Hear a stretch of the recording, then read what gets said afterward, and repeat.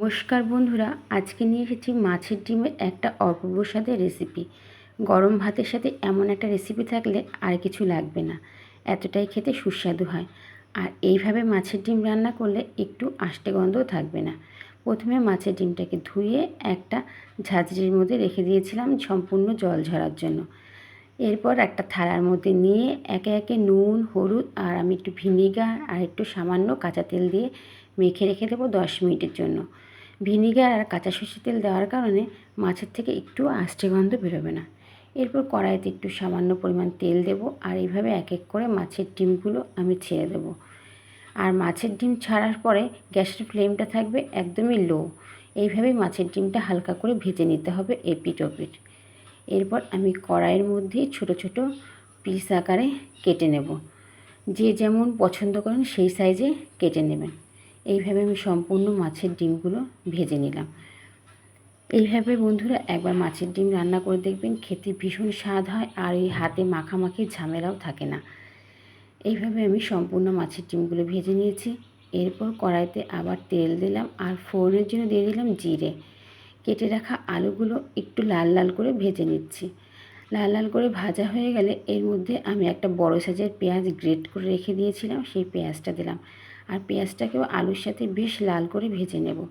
এদিকে আমি একটা মশলা তৈরি করে নিচ্ছি। এর জন্য প্রথমে নিয়ে নিলাম রসুন, কাঁচা লঙ্কা আর একটা টুকরো আদা, সাথে একটা টমেটো দিয়ে একদম মিহি পেস্ট করে নেব। এইভাবে একবার মাছের ডিম রান্না করে দেখবেন, মাছের ডিমের থেকে একটু আষ্টে গন্ধ বেরোয় না আর খেতে ভীষণই স্বাদ হয়। রেসিপিটা ভালো লাগলে প্লিজ একটা লাইক করবেন আর সাবস্ক্রাইব করে আমার পাশে থাকবেন। এদিকে পেঁয়াজটা প্রায় লাল লাল করে ভাজা হয়ে গেছে। আমরা যে মশলাটা বেটে নিয়েছি এই মশলাটা এই পেঁয়াজ ভাজা আর আলু ভাজার মধ্যে দিয়ে দেব। আর একটু মিক্সির বাটি ধুয়ে সামান্য পরিমাণ জল দেব। দিয়ে মশলাটা বেশ ভালোভাবে কষাবো। আর তার সাথে দিয়ে দিচ্ছি কিছু গুঁড়ো মশলা, হলুদ গুঁড়ো, জিরের গুঁড়ো আর কালারের জন্য লাল লঙ্কার গুঁড়ো, আর টেস্টের ব্যালেন্স আনার জন্য নুন আর চিনি। নুনটা সবসময় স্বাদ অনুসারে দেওয়ার চেষ্টা করবেন। এরপর মশলাটাকে বেশ ভালোভাবে কষিয়ে নেব। অনেক সময় গুঁড়ো মশলা দেওয়ার কারণে দেখা যায় যে আমাদের মশলাটা কড়াইয়ের মধ্যে আটকে যায়। তখন আমরা একটু সামান্য পরিমাণ যদি এবার জল দিয়ে মশলাটাকে কষিয়ে নিই, তাহলে কড়াইতে আটকাবে না আর দেখবেন একটা সুন্দর তেল ছাড়তে শুরু করবে। যখন মশলা থেকে সুন্দর একটা তেল ছাড়তে শুরু করবে, আমি তখন এর মধ্যে একটু গরম জল দিয়ে দিচ্ছি পরিমাণ মতো। দিয়ে এই গ্রেভিটাকে আমি 5 থেকে 7 মিনিট একটু বেশ ভালোভাবে টকবগিয়ে ফুটিয়ে নেব।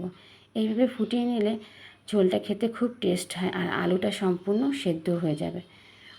এরপর ফুটে উঠলে পরে এর মধ্যে দিয়ে দিচ্ছি সেই ভেজে রাখা মাছের ডিমগুলো। দিয়ে আমি একটা ঢাকনা দিয়ে ঢেকে রেখে দেবো আরও 5 থেকে 7 মিনিটের জন্য, যাতে মাছের ডিমের ভেতরে যে একটু কাঁচা কাঁচা ভাব আছে সেটা সম্পূর্ণ সেদ্ধ হয়ে যায়। এবার ঢাকনা খুলে উপর থেকে দিয়ে দেবো একটু সামান্য গরম মশলা। গরম মশলা দেওয়ার কারণে যেটুকু আষ্টে গন্ধ থাকতে পারে সেটুকু চলে যাবে। এইভাবে একবার বন্ধুরা মাছের ডিম রান্না করে দেখবেন, খেতে অপূর্ব স্বাদ হয়। আর এই একটা রেসিপি দুপুরে গরম ভাতে বা সকালে গরম ভাতের সাথে থাকলে আর কিছু লাগবে না। আর ভালো লাগলে প্লিজ একটা কমেন্ট করে জানাবেন যে এটা কেমন হয়েছে রেসিপিটা। আবার দেখা হবে নতুন কোনো রেসিপির সাথে।